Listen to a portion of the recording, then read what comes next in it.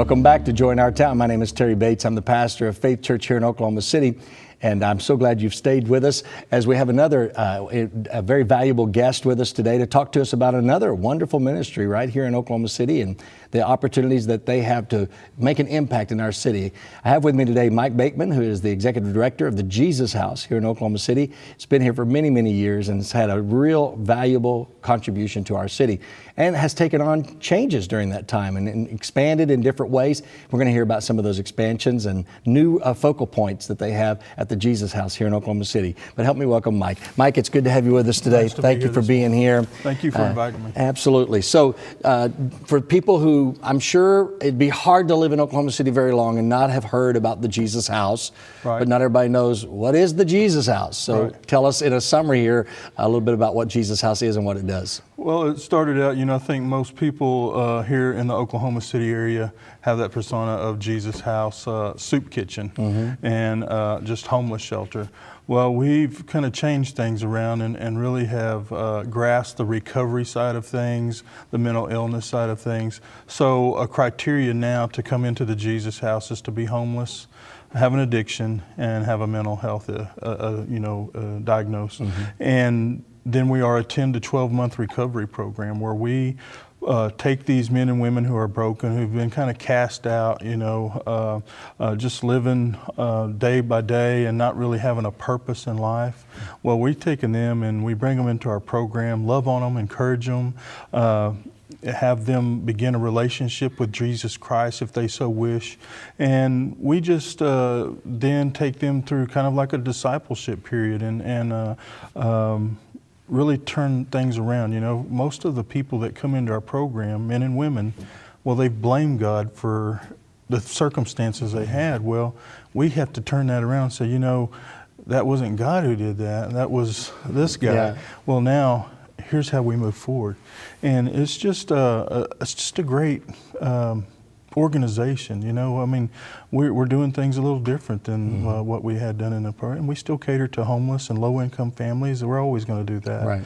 But we're fixing the individual and making them go back out into society with a feeling of hope. That's awesome. Yes. Now, how many, everyone that goes through this program is a residential plan only, or can people come from the community to get addiction and recovery assistance, or is it for basically people who are living in the Jesus House? It's basically for people who are living in the Jesus House. We have 88 beds, 70 for men and 18 for women, and that's just the percentage that's out there, homeless men and whatnot. But you can also, if a person in our community wants to attend any one of our meetings, they're free to do so. Okay. They can come, they can call us and get a schedule or whatever. We welcome that as long as they come in and they follow our rules and regulations and attend, and we don't have a problem with that. So in the resident program, obviously you're doing a lot of different things here. You're not only accommodating a place for them to house, you're providing meals every day. You're providing a curriculum, Bible study, as well as addiction recovery program. But you also engage these people in a meaningful work plan. I think the term that I've heard you guys use is work therapy. Yes, yes. So tell us a little bit about how that works. Well, most of the people that come through and that have addictions, they've either worked just to supply for that addiction. They haven't really worked with a purpose of being just a great person in society. Provider. Yeah. So we take them in, and everyone that comes in is assigned to a work therapy position, whether it's in the kitchen, maintenance, security, whatever, house cleaning, and we monitor them while they're on their mental health prescriptions and everything, and see how they flow and how they engage, and maybe their mental health prescription is too strong and they have, so we can talk to them and then when they go back to see their mental health provider, they can share this with them. And we try to get them balanced, So when they leave, they're ready to go out there, and they leave with sobriety. They leave with mental health, stability.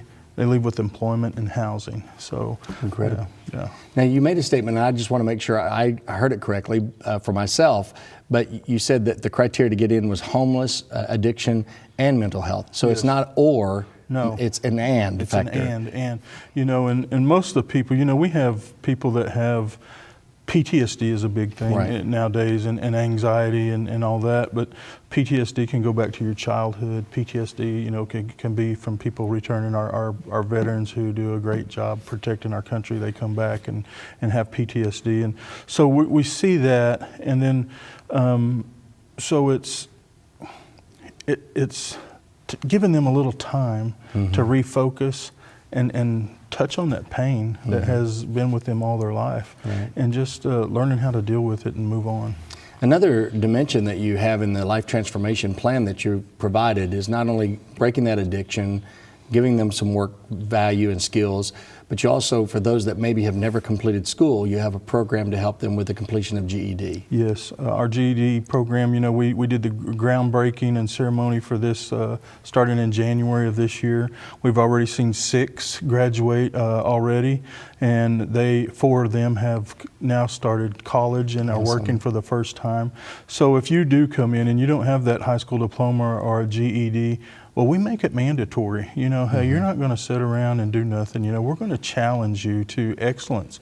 We want you to move on and have that opportunity. You know, someone who has a GED or high school diploma, they earn $10,000 more a year than someone who doesn't. Wow. So we're challenging them. You know, that's another way that we can just push them and enhance them when they go back out into society. It's incredible. Yes. So we're housing, we're feeding, we're giving them biblical values because we believe it's a core to the life transformation process. Yes. Addiction recovery pathway, mental health improvement, work therapy, GED. Is there something I'm missing? I'm trying to walk down the steps. Right.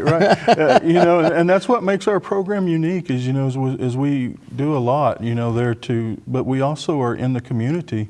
You know, we take these men and women also with our volunteers that come into the Jesus House. Well, we team them up and we go outside and do these outreach ministries such as Adopt a Block, where we'll paint a house or mow lawns for somebody. We do a street ministry every Saturday where we go downtown and talk to the people on the street, the homeless, and pray with them, do a devotion, try to encourage them to get into our program or another program. We also have started a Love Thy Neighbor ministry where we're providing clothes and bare essentials for the homeless and low-income families. Plus our food baskets, you know, in our food pantry where we feed, you know, with teaming up with Regional Food Bank last year, we provided 1,169,000 meals to the community last year. Yeah. That's incredible. So it's a blessing is what it is. You know? Yeah. It's great. So obviously, you know, when we talk about these, we can talk about the process and the programming, but people love to hear maybe an example, a story. Can you reflect? I know there's many out there probably, but can you kind of track us one that maybe one of those young ladies or one of those young men that as you watch them go through this process and how things have improved for them? Well, I have, you know, like you said, multiple stories, but one that really sticks out is my operations manager now. His name is Barry.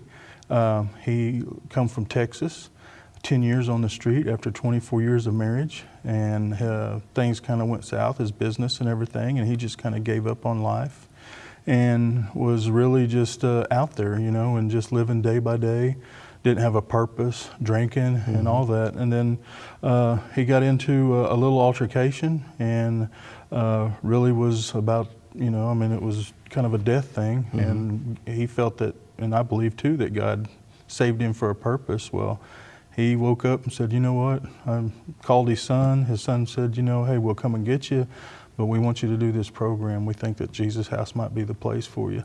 So he came in, totally changed his life, got a relationship back with God, and worked through the program. I hired him as a kitchen manager, and now he's moved up to operations manager and just doing wonderful. So stories like that, I mean, stories of mothers going through our program and getting their kids back, or having someone that was on the verge of going to prison for life, and to pray over that person. And then they go to court and the judge says, you know what, let's take time and do lunch, and then I'll come back because I'm tired. I'm pretty upset with you right now. He comes back and says, you know what, if you finish Jesus House program, we'll drop off. And it happened. Praise God.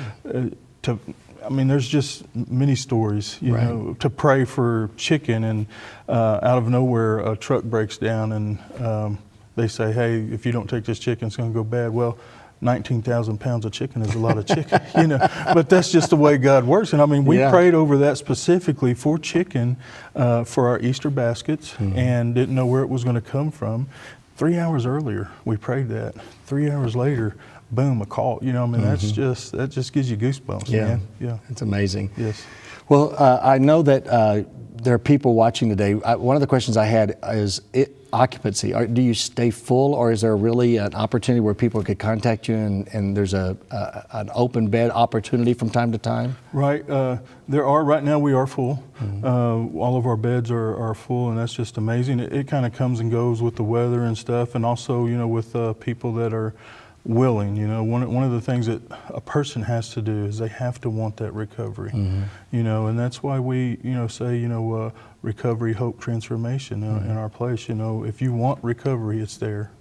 Even though you have some restriction with your beds, did I read correctly that even though that exists, when the harsh weather comes, you still try to accommodate maybe some additional people off the streets? Are you still able to do that, or you're just restricted to your bed limits right now? No, we if the weather falls below 32 or less, then we will open up for men only a night. We can house another 14 people in our chapel. So it gives another opportunity for you guys to minister in the community. Yes.